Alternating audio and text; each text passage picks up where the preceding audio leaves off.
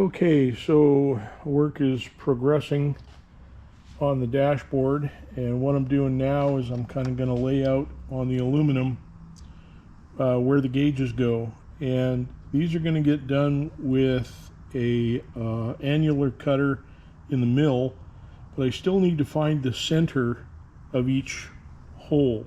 So I thought I'd show you a quick trick on how to find the exact center of a hole when you really don't know it. I just use a little compass like this, and basically it doesn't really matter the width of the compass where you have it set, just something less than the actual radius. And so I set this kind of like right up here. Just make a arc, do the same thing on the other side.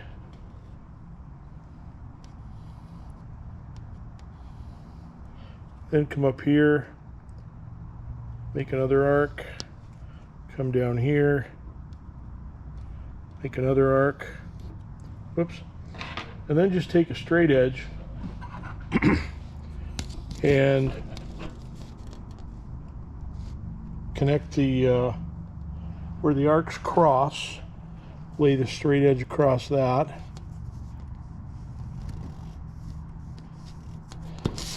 And the same thing in this direction. It's kind of hard to do with one hand.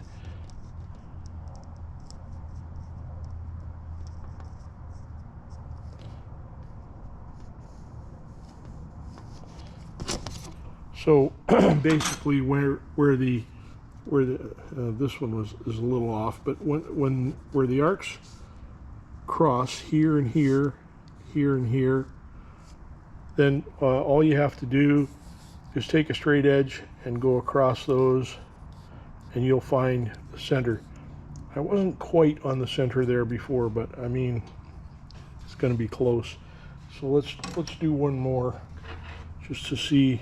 I kind of guesstimated these, so this is a more accurate way of doing it. So let's just see.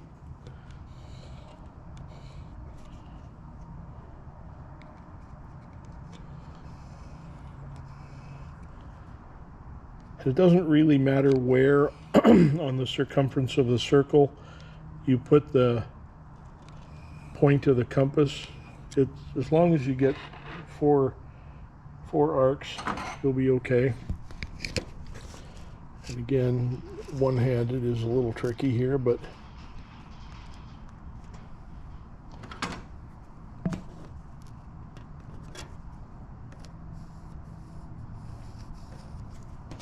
and then the same thing in the other direction.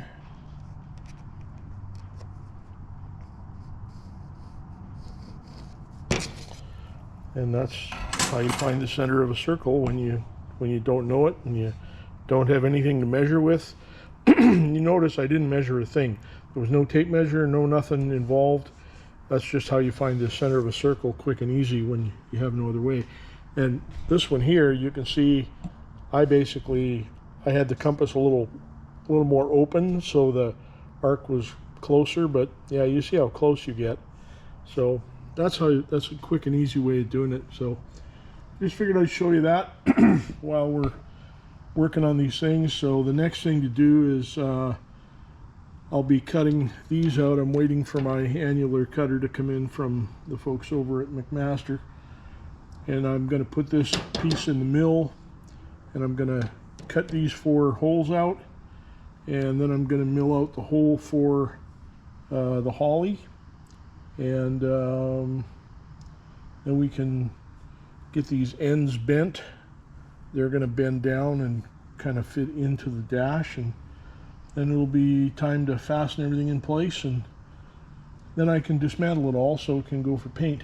So anyway, this has been all day. You know, things take time, and I'm learning as I'm going, and you know, it is what it is. So I'm not in a hurry, and you know, just having some fun here in the shop.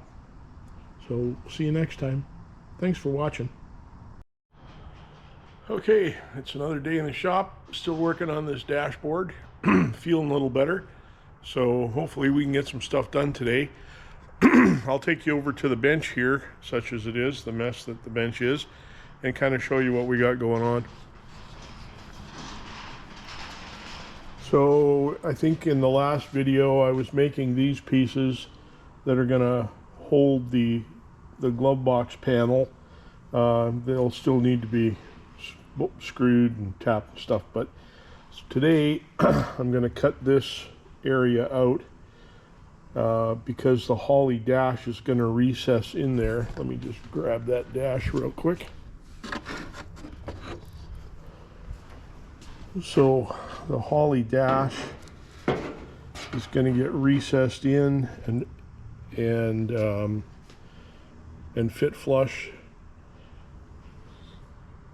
So Holley dash is going to get recessed in and fit flush. So I've got to let it drop back in because the aluminum panel that goes in there is basically going to be at about that height. So I've got to drop it in so that, you know, it goes back in that far. And then we'll get it trimmed out and stuff. So that's what I'm working on now. I'm gonna cut the dash, and then I'm gonna work on the front panel, which is just kind of roughly laid out here. Kind of got some lines drawn as to where it needs to get cut, but that hasn't been started yet. So we'll put this stuff down and go to work on this. And I think for this I'm just going to use the death wheel and cut it out, and should be pretty straightforward. So make a little progress, and I'll bring you back. Okay, well, we're back after opening up the hole in here for the Holley to fall into and kind of sit flush, and then had to make a hole in here as well for the connector on the Holley. Right there, that connector's obviously got to get plugged in, and then the connectors for the USB cables and the GPS antenna, that's all clearanced already, so I think we're good there. And then this thing will just kind of sit in there. Kind of hard to do with one hand, but kind of sit in there, something like that anyway. So I think what I'm going to do now is just go ahead and deburr all of the cutout openings that I made behind there. Take all the sharp edges off and stuff so I don't slice my fingers all up on them. And for that, I usually just like to use like a single curved blade deburring tool. I've got this one from the folks at Noga, and I like it quite well. It works really good on most stuff. The blades are reusable, or replaceable, and you just kind of run it around the opening of the metal, and I'll generally go from both sides and just kind of knocks the high edges off. I got a couple of places in this where I may need to actually take a file to it, like right there.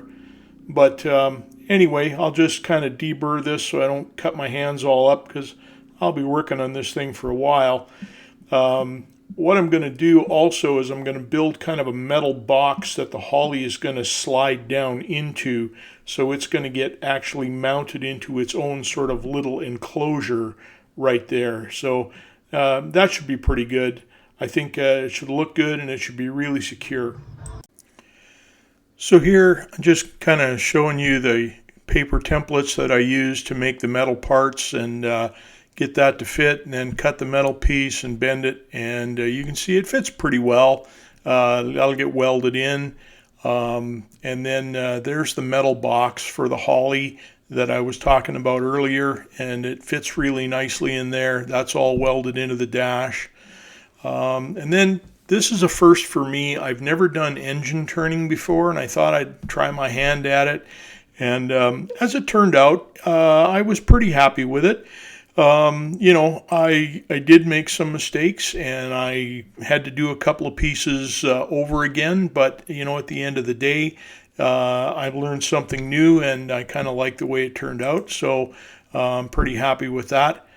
And then you know, I'll just show you kind of a sneak preview of the color and the painted dash. So that red color is the actual color that the car is going to be. It matches my Challenger, which is how I picked it. It's called Octane Red, and I really like the colors, and I think it suits the Valiant, so that's what we went with. But anyway, these pictures of the finished dashboard were taken months after the earlier stuff in this video.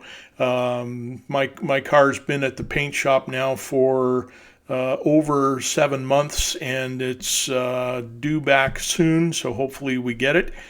Anyway, I just wanted to give you a picture of the dashboard and kind of how everything looks.